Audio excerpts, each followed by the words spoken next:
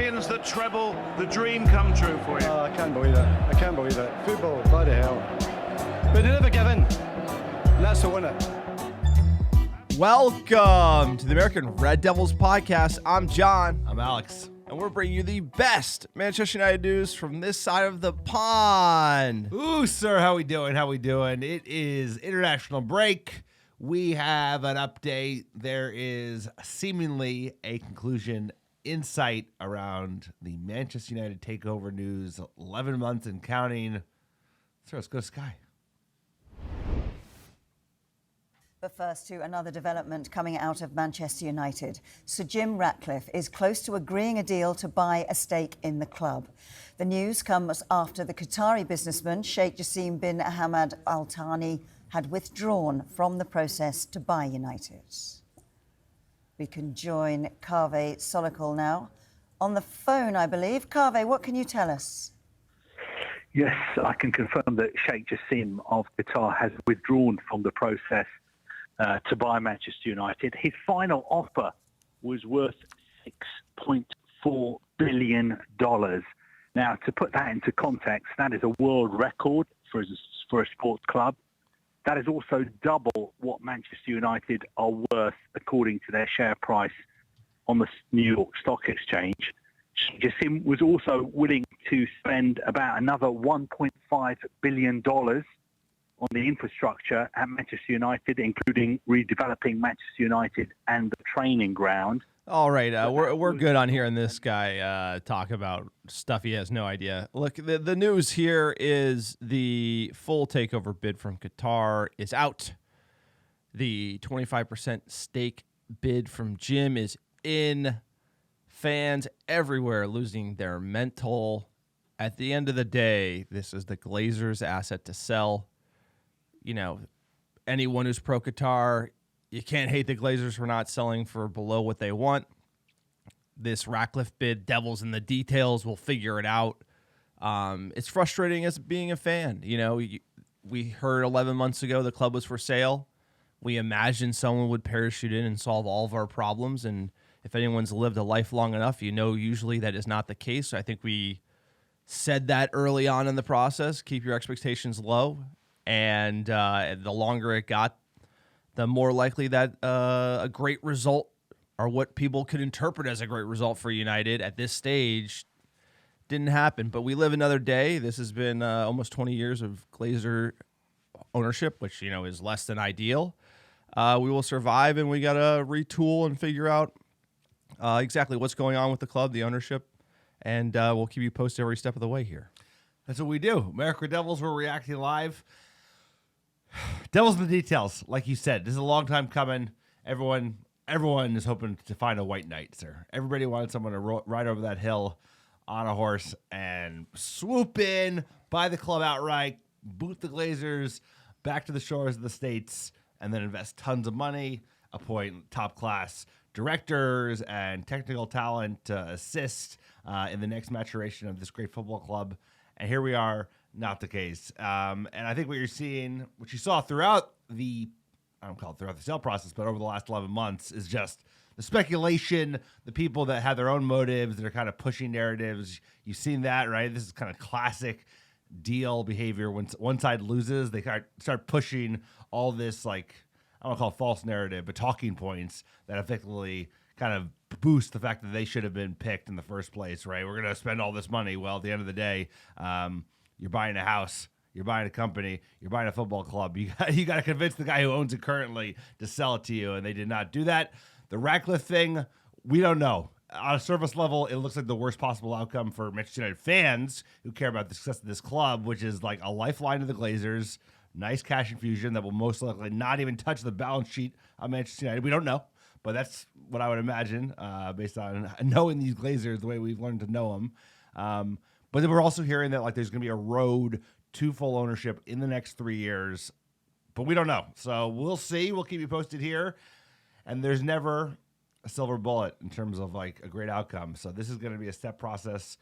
Whatever happens next probably won't be the next kind of resolution in getting this club back to success. I think it's going to be a piecemeal process of like us getting back to where we need to be. So I have no idea what kind of owner Ratcliffe's going to be. I don't know how much control he's going to have, any control, any say. I don't know. Everything's up to be kind of determined over the coming weeks and months, like we said. So quick PSA for the podcast. If you heard it, this is the International Break Muppet Ownership Takeover Pod. So we were just going to talk about that for the majority of this podcast. Huge news for United. But before we jump in, look, we're the American Red Devils. We've been covering this horrible process the whole time.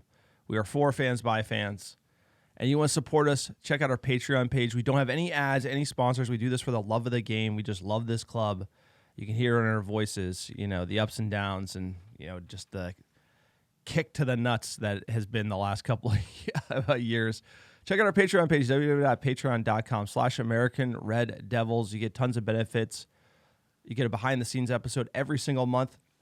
Shout out to Tom Dieterman for becoming a Stretford End supporter. Again, I don't know if that's how I pronounce his name. If you want us to pronounce your name wrong, sign up for Patreon. It goes a long way. Help the podcast. Also, check out AmericanRedDevils.store. We get our new Eric Ten Hag Red Army scarves in stock. If you remember, we won one game. Our last game we did win, so you should buy that scarf. Code EFL Cup, best cup in all the land. You get $5 off. AmericanRedDevils.com. Great fan-generated blog content, sir. Are you laughing at my little ad there? We won a game. You got to buy the manager I'm scarf. laughing at the fact that you didn't even You won a game. You didn't even pump the Glazers out scarf, sir. You know what? I think we're gonna have to re-up an order of those because they ain't going nowhere. Exactly. We've been Glazers out since day one in this pod. The Twitter sphere, kind of changes. Teams playing well, they don't hear about the Glazers. Teams playing bad, maybe you hear about the Glazers. Sir, tell them about iTunes reviews. iTunes reviews, it's a great way to support the pod. It helps us get found organically by other top Muppets. And we've got an extra special giveaway. We're still running. Write a 5-star review and send a screenshot of that review to AmericanRedDevils@gmail.com with your mailing address, and I'll personally pick back and ship a free ARD scarf. Send it right to your door anywhere in the world. Here's a great review from Atacool. United is a disaster. Found the podcast 2 years ago, and since then saw the drama, Cristiano leaving, and 3 manager sackings of 21-22. I love the enthusiasm that you and John bring to the podcast and never miss a game to recap and review.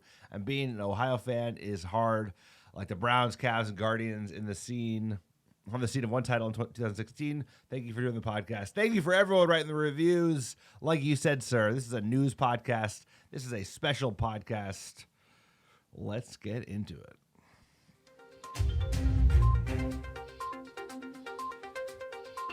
We got Sky Cabby on the phone here. He's got the They're going to seats. invest so much He's got money. the, They're going to put so much money in. You have no idea. These journos, it's hard to call them journalists, honestly. These They're not football insiders. Look, Fabrizio Romano, he's a yes man. He's on the I'm going to say whatever Seek wants.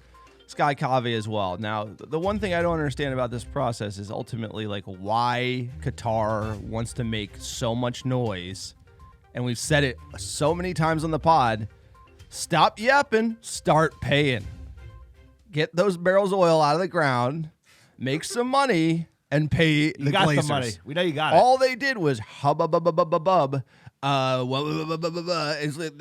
saying on Sky News with Sky Cave that you wanna. This bid is so great; it's the best bid ever. It's like, why are you talking to Sky Sports? You're not going to talk around the Glazers. The one thing we've learned about the Glazers is they're stubborn. They don't care what the fans think. They don't care about nothing other than the cash money. So why are you going to the press we said it 6-7 months ago, going to the press and playing that game ain't going to do you any favors. So going on Sky and try to say how great your bid is, which we just heard.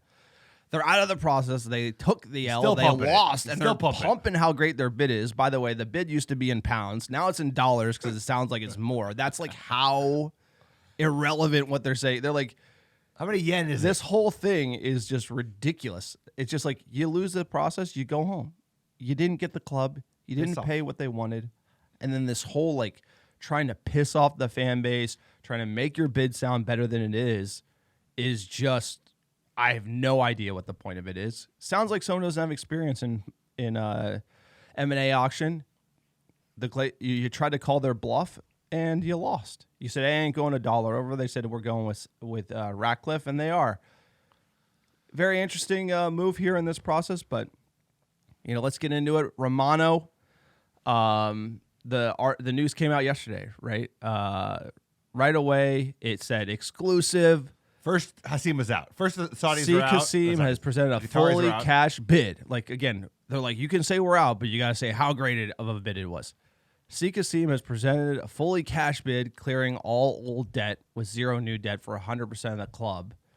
Those things don't matter for the record. Like, because at what price? I could bid $1 and say All it's cash, baby. it's a all cash bid, clears all the debt because the Glazers agree to sell for $1, and there's no new debt. Yes, that is true in all those things. If I say I bid $1, that's where this is a propaganda train. Sheikh Hasim's team declined to comment on the news, citing confidentiality. Because you sign confidentiality in a process, but then they're coming out and just throwing mud. It's not a good look, but that's what they're doing. And so first that came out, then everyone started freaking out, and then all of a sudden, Romano, Sir Jim Ratcliffe, is now ready to buy 25% of Manchester United in the next days after Sheikh Hasim left the deal. The board will vote on 25% stake in the next days. Jim Ratcliffe wants sporting control and future major ownership after initial 25%. And he said major ownership, not majority. That's a key word in this statement. Now, what happened was Sheikh Hasim was told you're out. He's like, you didn't tell me I was out. I withdraw. Yeah, I'm not fired. I quit. Then United have to come out and be like, well, we're going to go with it. Like, gotta it was deal. a 9-year-old. You tell your 9-year-old you can't get something. They start throwing the toys out the pram. This is equivalent to like the multi-billion-dollar dealings of that. It is what it is. This all happened yesterday. Absolute shit show. We're going to digest what it means. The social media is like, don't read anything online. Nobody knows about this. You can't say the Qatar bid was amazing and Ratcliffe's bid is horrible. You know why you can't say it? Is because you don't know what is going to happen with the Ratcliffe bid. We don't know what it is.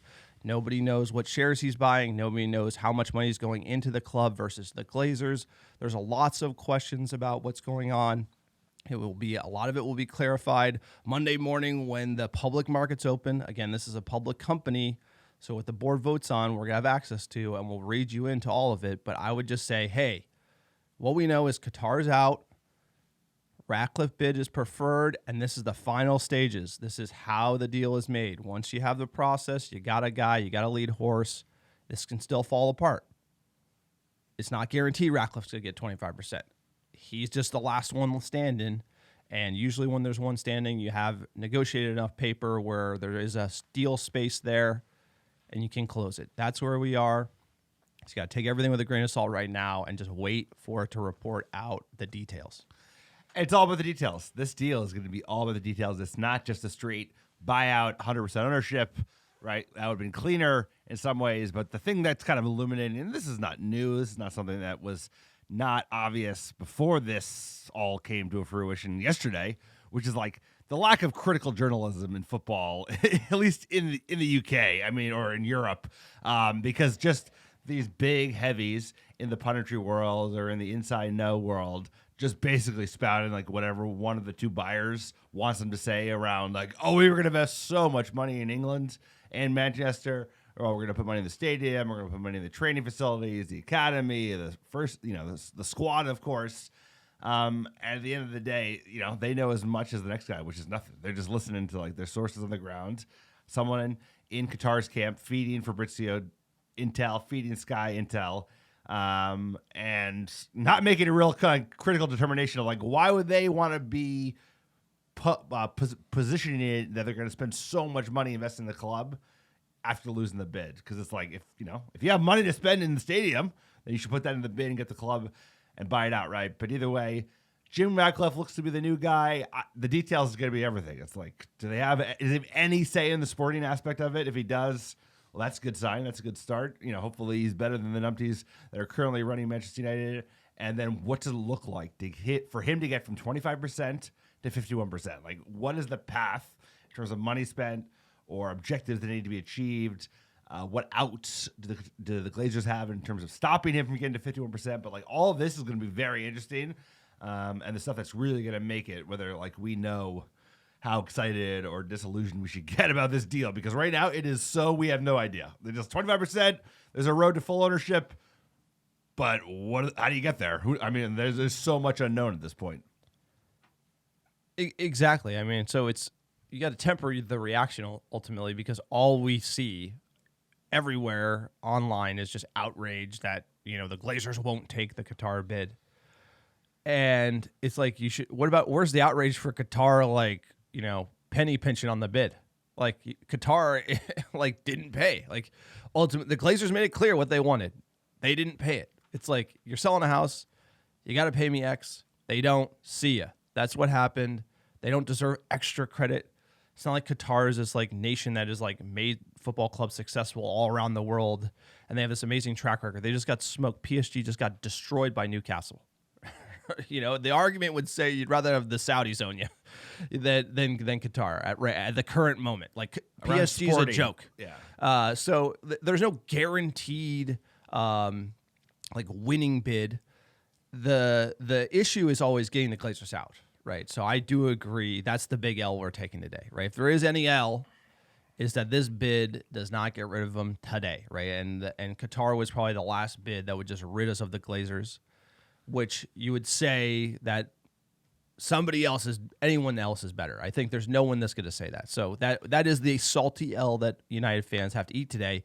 The problem is I ate that L every 6 months ago. I already ate that. As soon as they ran a process and there was no like heating up. The way the process works is you got bidder, they bid, deal. It's like this thing snoozed. It did. Months ago. Nobody was going to bid what they wanted months ago. That whole like, we're going to get a new owner was like, maybe if Steve Kassim just wakes up and just decides he wants it at all costs, he'll get there, but he didn't. And today is that day. So like, I don't know why he would drag it this long. He thought they would take a lower offer. That has to be the calculus. He could come in tomorrow and be like, no, I want to pay $8 billion, right? He could still come in. So to say he's completely out is ridiculous, but He's got the money. And it's an emotional game. This is like, you don't pay this much money for a football club without emotion. Like, Jim Ratcliffe doesn't get there without emotion. But what I'm going to say is that in order to pry this club from the Glazers' like hands, you gotta pay up. You have to pay what the future value is. You can't just say, hey, the market value is X. You need to pay what it's going to be, like a part of what it's going to be 10 years in the future, plus a discount rate to that based on the risk that it will be worth $10 billion, et cetera. So, you had to, this was a process where the Glazers had to be made happy. They had to be fat and happy to the extent you could never imagine, and then they would have been gone. And that's why we said there was a high bar, and that's why it's been a long time. It's been such a long time this process has dragged on, and I'm glad there's some conclusion. And here's the deal. I didn't, like you said, 6 months ago, I didn't think the Glazers were going, and so this is just par for the course for me right now. I've already taken the L, at least in my heart. I knew that they weren't going to leave.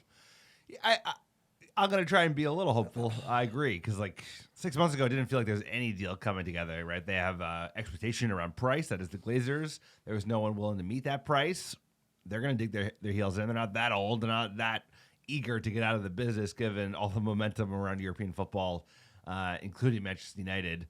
But, I mean, if there is a path to having Ratcliffe have a greater say at the club, and, he does not have a terrific sporting record. I mean, Nice has not gone well, his ownership there in League One. So everybody wants the Glazers out.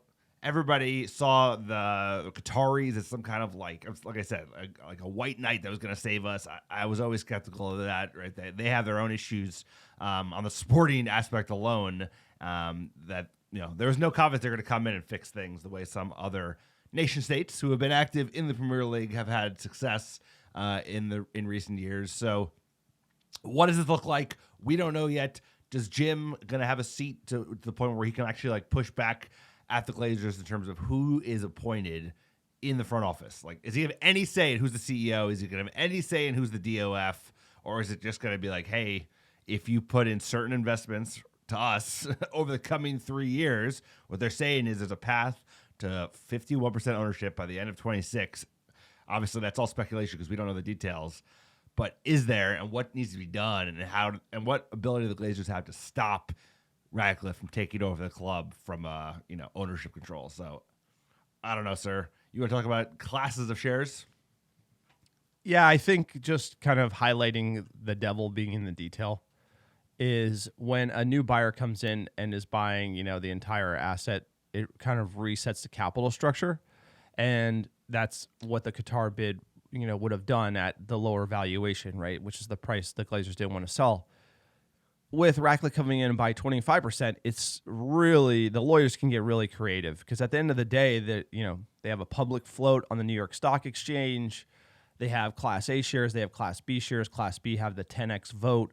Plus, if there's one outstanding share of Class B outstanding, it triggers this special clause that gives them 67% of the voting power. So it really comes down to what is Ratcliffe buying with his 25%? Yep. Is it new shares that all the money is going to be going to the club? Is he buying some of the Class B shares from the Glazers that can convert into ordinary shares? So the Glazers just are the only ones with the super shares. Are they going to paper the running footballing operations? Is that a handshake deal? At the end of the day, the board runs the club, right? So if a player needs to be bought and Ratcliffe is told he's in charge and the Glazers say no, it's no. If the Glazers run the balance of power on the board, which they do. So all these points are going to be negotiated in this deal, probably already have been, and we're going to find out, right? And the problem is you're going to find out probably with like a big spin zone from Manchester United because they're going to say, Ratcliffe's going to come in. I already know how they're going to frame it. They're going to be like, he's boots on the ground in England. Yeah. We're going to Arnold's going to continue to run the commercial, right? So Glaze, this could be the division of commercial and sporting, which, we've wanted for a long time at United. If it is, Ratcliffe can run the director of football. He can be in charge of the whole, running the team, training facilities, etc. And so there's going to be a lot of PR around this, right? They're going to try to sell it to us. They're going to try and make it sound good. And like I said, devil's in the details. We'll read through it all. We'll let you know how this comes out. But you have to temper expectations because, look, this is where we're going. And this is the path that was chosen by our less than ideal owners. And we're going to evaluate it very critically at the end of the day. But you got to get over this whole, everyone 2 or 3 days ago saying Qatar's coming in and going to save it. This whole Qatar's going to save us for 11 months was just delusional. Everyone being mad at the Glazers for not selling to Qatar when they didn't pay up is crazy. And it has to be said, you look at these tweets where, excuse me, you look at the tweets where all of a sudden they're like, we're bidding double the value and we're going to invest $1.5 billion after the fact. And you got Simon Stone retweeting that. You got Sky Cave. You got Fabrizio Romano. Sad. These guys don't, it's are you kidding me? It's he went from announcing his bid in pounds to dollars to make it sound more. That is how he didn't pay any more. He didn't offer any more. He went up to 5.25. That's the rumor. He went from 5.4 billion. They wanted 6.4 billion. It's dude, pay what they want. It's $1 billion. It's this is why I don't understand. They look like bluffers to me at the end of the day, right? They just sat there for 11 months, didn't move up, wasted a ton of time, right? This is why there was a delay in the process, is because they thought they would come up. He never did. And at the end of the day, that's on Qatar. They didn't bid enough. It's just and then to say it's double market value and complain and yell and whine about the Glazer. It's more of an indictment. And on now the our press. whole fan base is they're taking the bait from these guys that are feeding the bad info. Because at the end of the day, the club is worth more than the market value because the market value is based on the capital structure.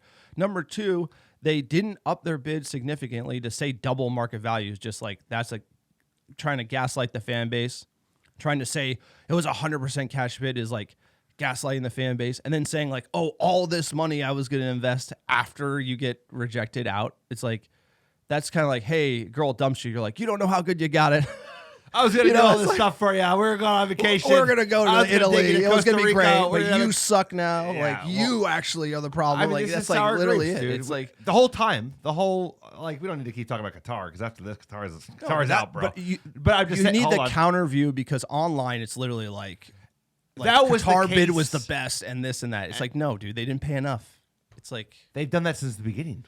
I mean, there have been pressers that have basically been like reiterating whatever line Qatar's been feeding them. I mean, they've been telling us for a year how good their bid is, how much money they're going to put in, how much the guy who no one's ever heard speak loves the club and is willing to invest to make sure that Manchester United is successful. At the end of the day, they value the club £5.25 billion, and Ratcliffe came in and valued it somewhere between £6 and £6.25 billion for his 25% stake in Manchester United. So, at the end of the day, Qatar's out, Ratcliffe is in. You know what? And right now, I'm just hoping, because all we can do is hope, right? There's plenty of reasons to be skeptical, to be dubious about Ratcliffe coming in, what say he'll have, what the structure look like, how will he be able to push back against the Glazers and the current regime and how they've run things to date.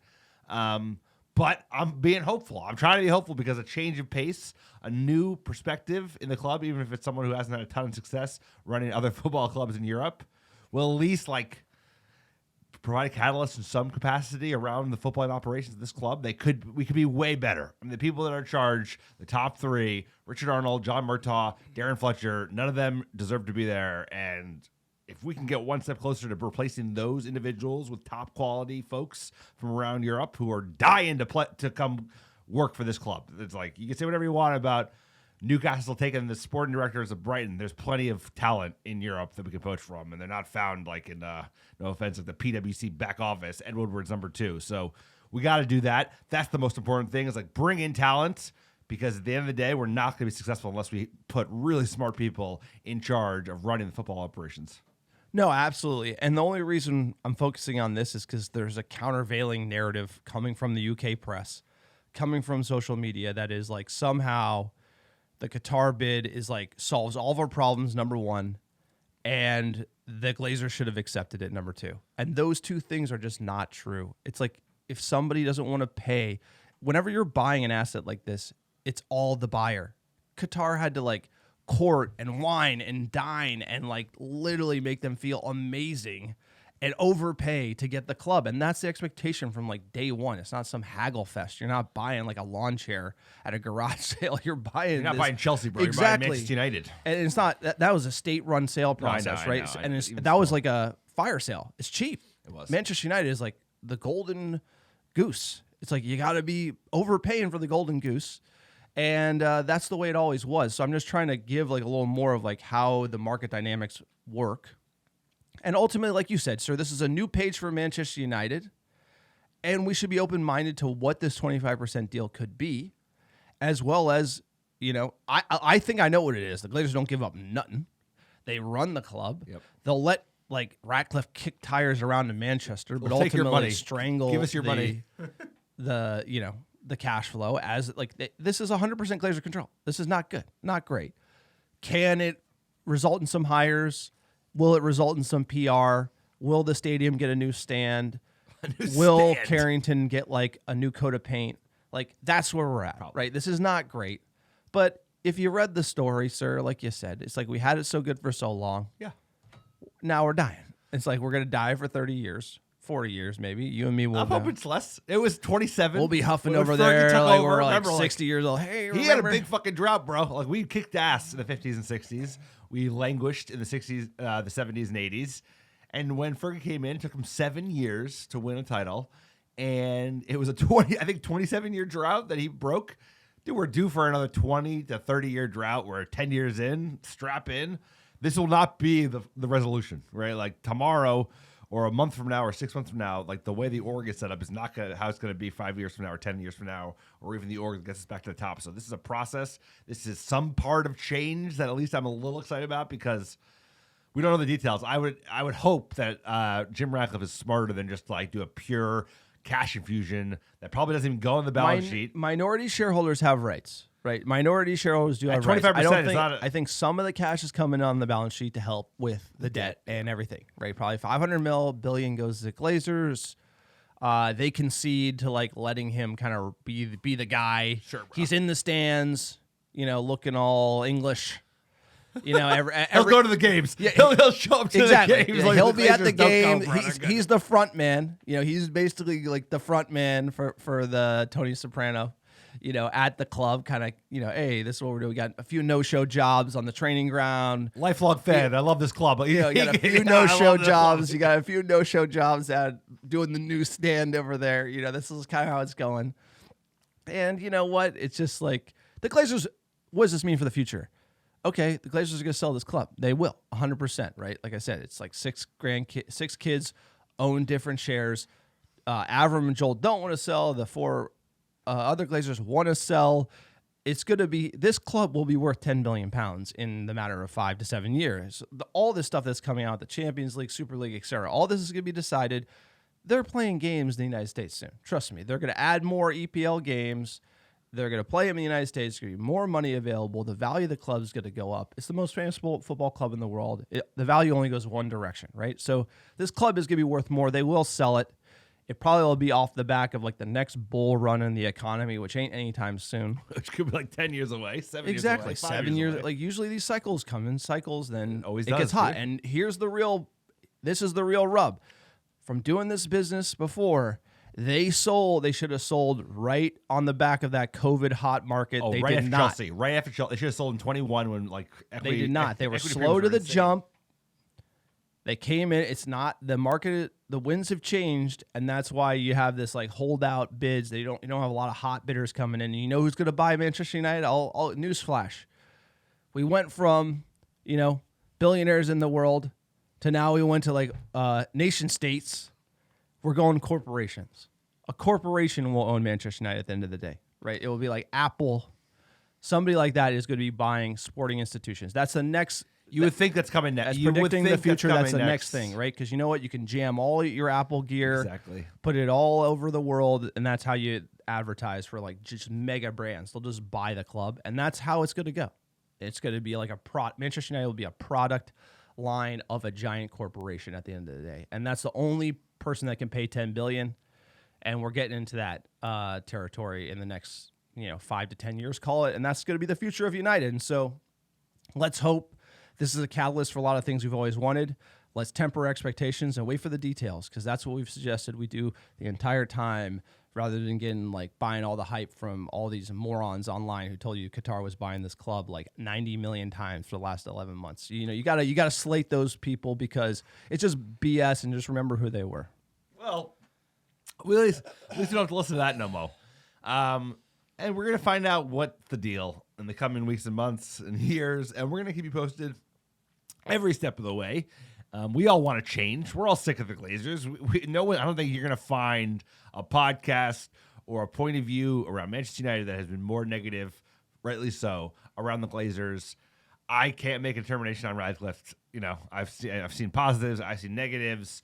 But your point is, it's a good point. He's the richest guy in England, and even he can't afford Manchester United at a $5 billion valuation, let alone a £6 billion valuation. And the future is going to be that this club is going to be worth more, because the Premier League is going to be worth more. There's going to be more eyeballs on football, on global football, especially the United States. It's only getting more popular.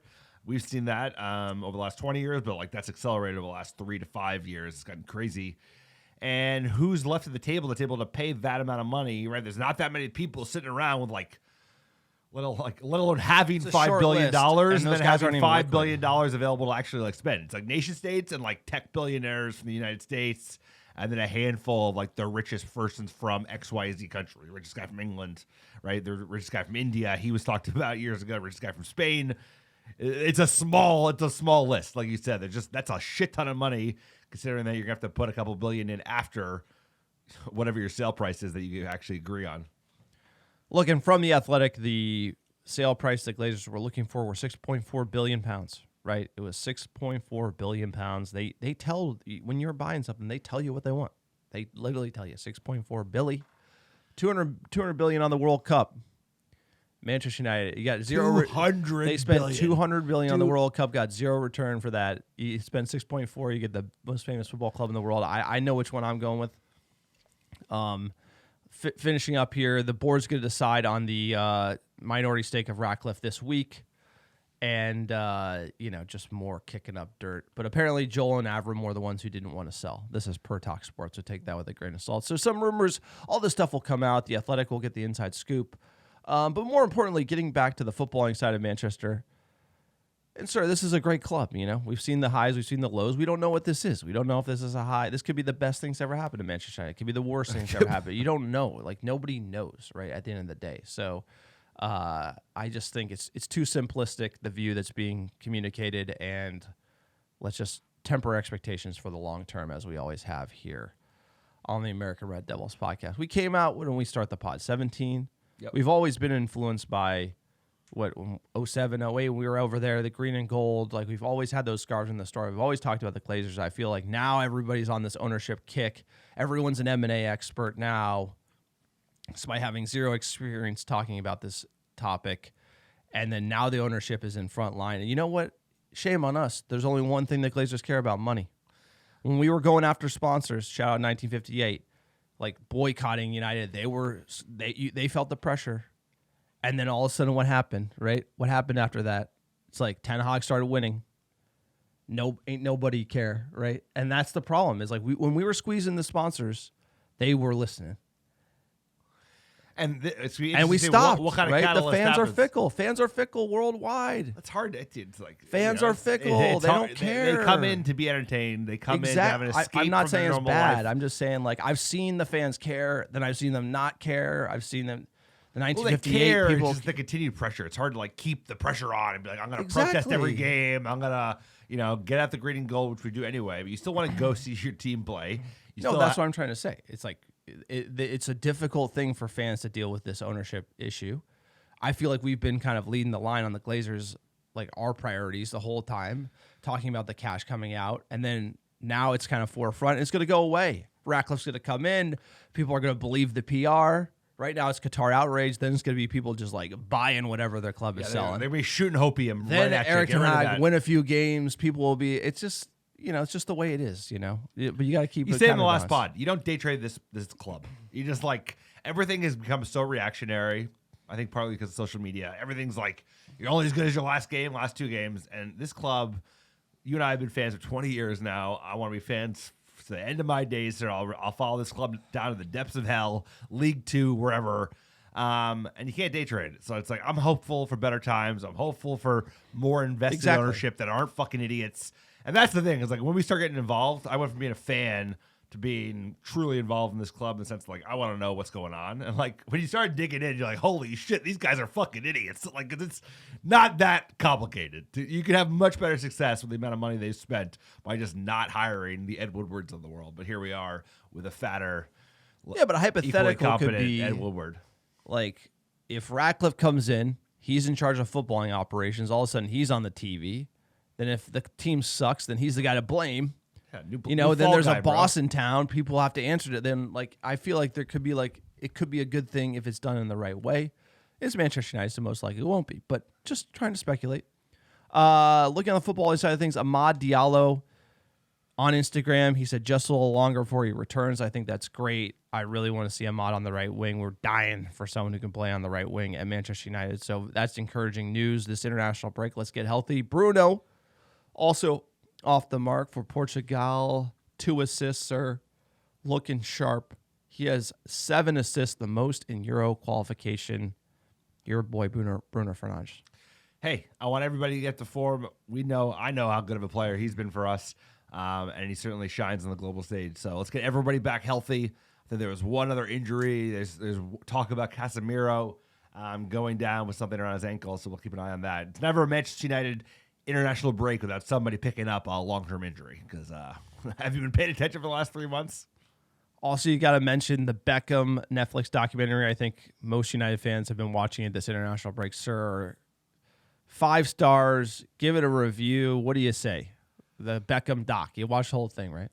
Yeah, I watched the whole thing. I enjoyed it. I give it like a 4 out of 5. It's a little puff piecey for sure. Like he clearly probably got final say on the cut in terms of like how I'd be portrayed. It made me like Beckham more. He was never a player I cared that much about or rated even that highly. But like there's a human element to like how challenging it must have been to be the most famous person in the world for a large period of time and getting hounded and all that shit. And at the same time, his love for the club, right? Him coming up from the academy, him wanting to stay, like kind of the ego and his like star power versus the ability on the field kind of growing apart as he became more and more famous. But dude, he was critical in the run up to the treble. Hell of a player. You know, he's done some things recently that are like, I would have hoped he wouldn't have done, but nobody's perfect and the guy's got to get paid. Clearly he's shown that he likes money. But around Manchester United, the way they portrayed us is like finally somebody putting some appropriate shine when they're talking about a third-party subject. Obviously, he's heavily involved, academy player, famous player from Manchester United. But like the way they kind of reiterated Fergie's iron grip, the players watching out for each other, just like the elite mentality, like that is just, it makes me remember how amazing this club is and how, why I'm lucky to be a Manchester United fan. No, sorry, sir. We're recording the podcast like 6 in the morning here on the West Coast. Sorry, my voices haven't woken up yet. The documentary, the best part of it is when it's a Manchester United documentary. Right. So like, here's the thing: like David Beckham, he's just like literally selling United lore a little bit from my perspective, and I'm here for it. I think he was great at United. I think he represented everything that has turned football bad. Ultimately, you look at United and you see a bunch of high-paid, brands that aren't performing on the pitch, that don't care. I think that he was the first version of that. Fergie fought him. If he's being, I think he was it was a little rose-tinted glasses because he was kind of a twat. You could tell like he basically was distracted, wasn't focused on the football. They spent a lot of time trying to get him back, trying to focus on it. He was kind of just jetting off and doing whatever. Same thing at Madrid, like distracted, goes to the United States, comes to the United States, and then he gets a lot of heat because he's basically like MIA, not a team guy, not like, looking back on it, you have all the shine, you have all the fame, he probably says, yeah, a lot of that's true, but I don't think he kind of owned it in the doc. I think it's just kind of glosses over a little bit. But Fergie was right. He got rid of him and he didn't do much ultimately. And he was like the first Ronaldo and Messi, but Ronaldo and Messi had two different things, is that they were nuts on the pitch. I feel like Beckham was always torn between, he had the potential to be a great footballer, but he was almost better at being famous a little bit. I mean, he was more famous than his ability, whereas like those other two, he was a great football player. He just wasn't like the greatest of a generation, right? Like a Messi or Ronaldo. But he was a great footballer. There's no doubt about that. I think sometimes his fame took away from how much he contributed on the pitch, especially when you look at him, pretty boy. He actually did a lot of grafting for that team, for United at least. I can't speak around the fucking LA trip and going to PSG and getting cozy with Qatar and then going to be the face of the World Cup and then likely be the face of the next Middle East World Cup in 34. But I love the United grandeur. I mean, that was amazing. Like, no, it's there was unbelievable. so much good content. There was so much. They had Kath and shit. They had like the lady who runs kind of like the front desk down at the academy and the training ground. There are parts of it that I really liked. No, but for sure. I mean, they were just like, so they went to every sick house he had and checked out all his fine threads and like. No, he's a little Beckham's- soft. he's- Beckham's a little soft. I think it can't, and you know what? That's human. But he was so famous, it's gonna fuck with anybody. Of course, I sympathize with him, and he's a United legend. His time at United, there's no better time, and what he did was incredible. I just think that when Fergie got rid of him, Fergie was right. I think He the knew, doc, bro. the doc proved it right. It proved that he was distracted. It proved that it was hard to get him to focus on football. It was a distraction, and that was kind of what Ferguson was fighting, and he left. And now I think that's what Erik ten Hag is fighting. I think if you look at Jadon Sancho, it's the same thing. All the potential in the world, doesn't want to play. Star It's power. like star power versus club power. And I think this is the theme of world football right now. And, it's a great documentary. And, Worth a I watch, like for David sure. Beckham. How could you dislike David Maybe Beckham? like a I'm more, just to be saying- honest. But when you look at the Jordan doc, Jordan's just a dog. It don't matter who you are. But He's Jordan's trying to in the win. He Messi, just doesn't Ronaldo have camp. that. He's not in that Beckham camp. didn't have that. He kind of he wanted the shine. If he was getting the shine, he'd play better, right? That's kind of how Beckham traded a little bit. But they also kind of emphasize the fact, dude, he could grab a game by the scruff of the neck. He brought a lot of teams back from the death with big performances. But obviously, the problem is he's so famous that you compare him to the other players that are so famous, and he's not. He was never the level of a Ronaldo, of a Messi, and it's hard because you're if you're getting compared to Ronaldo and Messi, you're going to be prone for a bad time because those are generational players, in the top 5 of all time camp. So. Yeah, Messi, No, I think what summed him up the best was when he moved to LA, and then his wife's he's like, I'm going to Italy.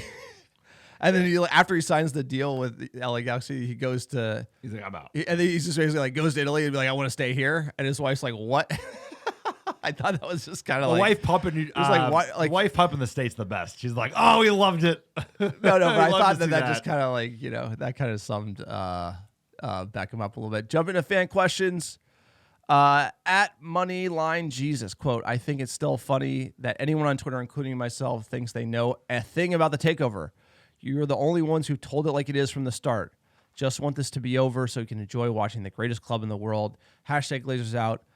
Thank you so much here. We try to just call it down the line, just say, hey, nobody knows nothing on the inside, and you just wait for it to come out. And even with the Ratcliffe news today, let's just temper our rage and reaction because we don't even know the deal.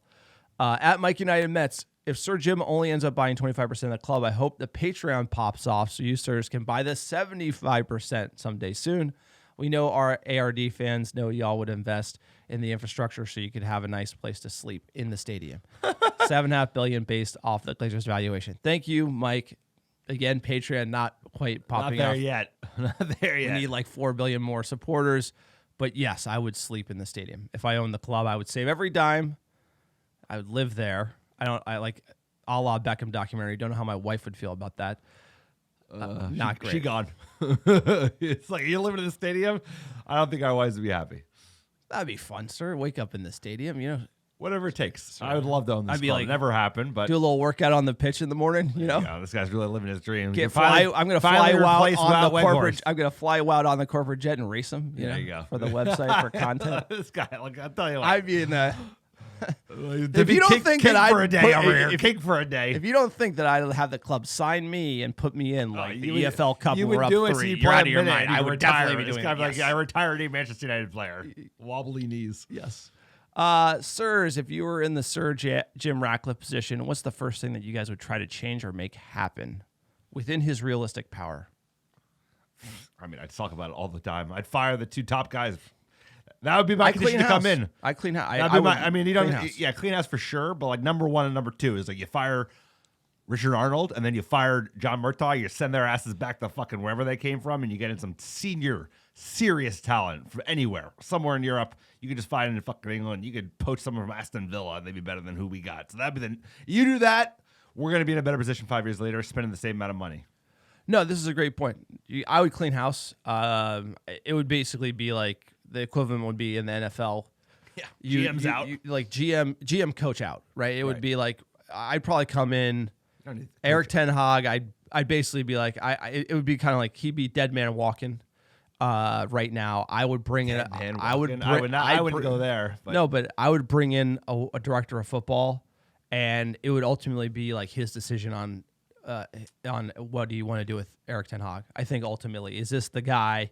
I would have the director of football evaluate, all the moves made and kind of where we are, and if he is the guy, right? You have to hire the guy. The director of football is almost who's going to stay longer than the coach, so he's kind of got to be responsible for the coach. Once you start the clock on like having a GM and a different coach, it doesn't align, and there are issues, right? So I think that's kind of I would think of it from American football, just hit the reset button. That means that has nothing to say about Ten Hag being good or bad. It just has to do with the director of football has to want him to be the guy because it's his responsibility to hire the coach at the end of the day. It's just kind of a command thing. Well, let's see what we've had 5 managers in 10 years, not even including all the interims. I'd love to see what a manager like Eric Ten Hag can do with a front office that's actually equipped. So bring in someone that's neutral, that's not going to be just like all Dutch all the time and a big Wout Weghorst fan. And But if see what those he guys does. don't get along, you're That's screwed. that's okay, bro. You know? Because you know what, you don't need to get along with everybody. You want to have like conflicting views sometimes because that brings out sometimes better sauce. So I'd want to see that, and you know what, see if he does better with like real front office, and if he doesn't, get another guy in. No, but you like, bring in a director of football, and then he loves Eric Ten Hag. Then Eric Ten Hag stays. what if he does well? But if he does well, then you know what, that's okay if we can keep him around. No, it's just you want that side of the you don't want to because like what happens is in the director of football is like I'm signing the good players, he's not playing them, and then it becomes like both guys yipping each other. That's the problem with that those two guys not being aligned. And so look, I think there's going to be an organizational shakeup. I think it'd be very welcome. I don't think Eric Ten Hag is going to go anywhere, and I think they'll hire someone who will work with him and will and we'll see where it takes us at the end of the day. At Dante's Inferno, quote, Ratcliffe is doing more harm than good.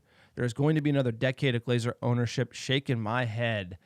Look, that's one way to interpret this right now. He's given them a lifeline, but it was never Glazers have to sell. It wasn't a state-run fire sale process. So at the end of the day, like, does it give the Glazers a lifeline? Yes. Are they going to sell eventually? I think yes. So, But they're the folks to blame. Like, I know we all blame Ratcliffe. It's the Glazers. Yeah, exactly. Glazers decided to, like, not hire anyone smart and just pull money out year after year. And, you know, Ratcliffe, is he enabling that, like, indirectly? Could be, but we don't know the structure of the deal. We don't know how much say he's going to have or the timeline to get to full ownership or controlling ownership. So, like, everybody wants to blame everybody else. It's the Glazers. The Glazers are the reason the club is floundering at the moment and will continue to flounder depending on how much say they have going forward. And we're going to finish on this one at Randy Scrandy. He was a big Qatar, one of the Qatar to buy them. He says, quote, the fans are to blame alongside the Glazers' greed at this point. We've had a year of opportunities to actually try to force their hand and sell the club, and people chose to walk into OT anyways and sing about wanting them gone. Backwards fan base, effed club, rest in peace, United. Look, I have to agree that the forcing the Glazers' hand really wasn't there. I felt like the heat was turned up before this process. We were getting to the sponsors when Ed Woodward left after the Super League. They shut down the game. We were kind of going after their pocketbook. I felt like that was putting pressure on Arnold. He had to go meet the fans. He sounded shook. Then that was kind of the crescendo of the fans pushing. Sale process got announced. I feel like everyone kind of went away. And so maybe if the fans could organize and push harder. The 1958's been protesting, though, you know. We're here in the United States, which is kind of what we talk about it, but we're here in the United States. So, you know, I wear the green gold every time I go in, watch the game. But, you know, if you read the history of United, fan protests are very difficult to do, like not go to the game. Like, people will go. Like, people go to the games. It's just how it is. It has always been difficult. So, you know, people are going to view this however they want in the long term, but history will be the judge. Yeah, this is like blaming Ratcliffe. You know, fans are not responsible for pushing out ownership. I think United fans have gone above and beyond and expecting a team like United where people are traveling all around the world. You and I travel 11 hours just to get to fucking London, let alone get into Manchester. It's hard to be like, yeah, don't go to the games. United. No, but shut if fans down were more multiple organized games. and targeted, they could. Yeah, but that's easier said than done. It's hard I to agree, organize a fan base of 1 billion fucking people, the most popular football team in the world, probably the most popular sporting team in the world. Could we have done more? Sure. I mean, we took over the fucking stadium, shut it down, and got a game canceled. So it's on the Glazers. Like, it's indirectly trying to blame everybody else. It's on the Glazers. Yeah, and it's interesting because it's like it's their club. We love it, but they own it. And They own it's it, like, bro. it's like I don't want them to own it. It's like this is how it works right now. And is it the best model for football clubs in England? Probably not. But we ain't dead yet. This ain't no RIP No, of United, course bro. not. Manchester United has been through a lot worse than this. They will go through good times. They will go through bad times. The one thing is this club never dies. And remember that. And that is a paramount thing about this club is like we've been through a shit ton of adversity, more than most, and we've, you know, prevailed. And we're going to prevail again. Sir, you know, when it comes to Manchester United, right? Never say die, you know. I'm tempering my expectations. Cockeyed optimist. I'm hopeful. I'm trying to be hopeful because you know what? What other choice do we have? I'm tempering my expectations here, but we'll see. But look, that's it. That's the podcast. You like the American Red Devils? Support us on Patreon. It's the best way to go if you want to help us purchase the last 75% of Manchester United. Patreon.com/American Red Devils. AmericanRedDevils.store for your merch, scarves, Glazers Out scarves, Glazers Out shirts. We got all the Glazers Out stuff there. Check it out. It's not going We're going anywhere. to need it. Also, AmericanRedDevils.com for your fan blog content too. Sir, tell them about top downloads last 7 days. Number 1, how you doing? How you doing? Los Angeles, California, Chicago, Illinois, Dublin, Ireland, Washington, D.C., Melbourne, Australia, Dallas, Texas, New York, Brooklyn, New York, Philadelphia, PA, and Toronto, Canada. Thank you for all the American Devils listening week in, week out. We couldn't do without you. We got a preview for Sheffield United coming this week. I'm sure we'll have updates around this news on the sale process. We'll keep you posted every step of the way as we do. We love you all.